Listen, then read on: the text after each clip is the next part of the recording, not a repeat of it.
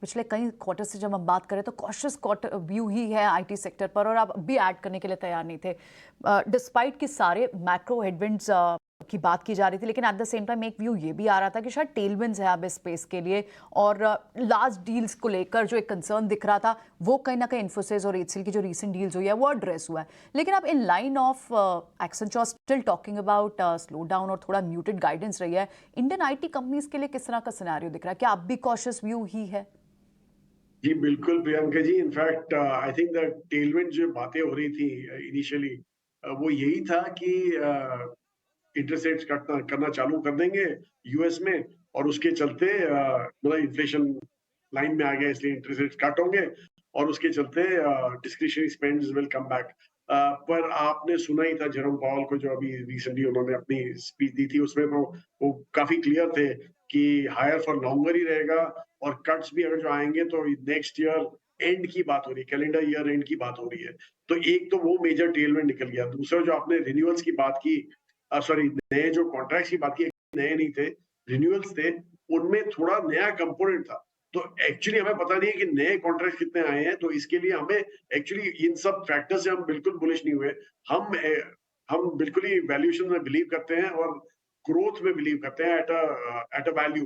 तो यहाँ पे क्या हो रहा था आईटी में, जो वैल्यूएशन है वो तो ऑलरेडी एक काफी हद तक प्रीमियम पे चले गए थे as compare to pre COVID levels, लेकिन जो अर्निंग्स ग्रोथ थी उनकी, वो प्री कोविड लेवल से कम थी।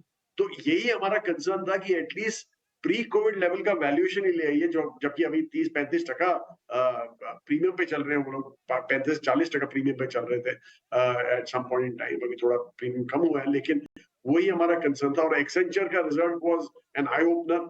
आई थिंक पूरे मार्केट के लिए आई ओपनर था, बिकॉज उनका तो ऑब्वियस था कि नए कॉन्ट्रैक्ट्स भी नीचे आए हैं उनके लिए, नए आउटसोर्सिंग जो है सीक्वेंशियली उनका नेगेटिव हुआ है। वाई वाई अच्छा दिख रहा है, लेकिन सीक्वेंशियली नेगेटिव हुआ है।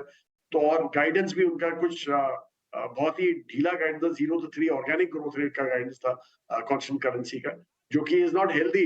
इसीलिए मैं बोल रहा हूँ। और इनफैक्ट आज की तारीख में आज ही एक काफी बड़े रिसर्च हाउस ने अपना नोट पब्लिश किया है ऑन थर्ड क्वार्टर, उनके second quarter numbers IT companies के। और मैं वही देख रहा था आपके शो पे आने के पहले, 0.5% ग्रोथ की बात हो रही है टॉप लाइन की, और बॉटम लाइन ग्रोथ 4 से 5% की बात हो रही है। तो उसके लिए हाउ कैसे आप दे सकते हैं कि 25-26 टाइम फॉरवर्ड अर्निंग्स का वैल्यूएशन दे सकते हैं? इसलिए हमें यही कंसर्न थे, and we continue to be negative. In fact हमारे लॉन्ग शॉर्ट फंड में तो हम नेगेटिव ही है, वहां पे तो शॉर्ट ही है हमारा। तो एंड ये पोजीशन कैरी फॉरवर्ड ही करेंगे हम।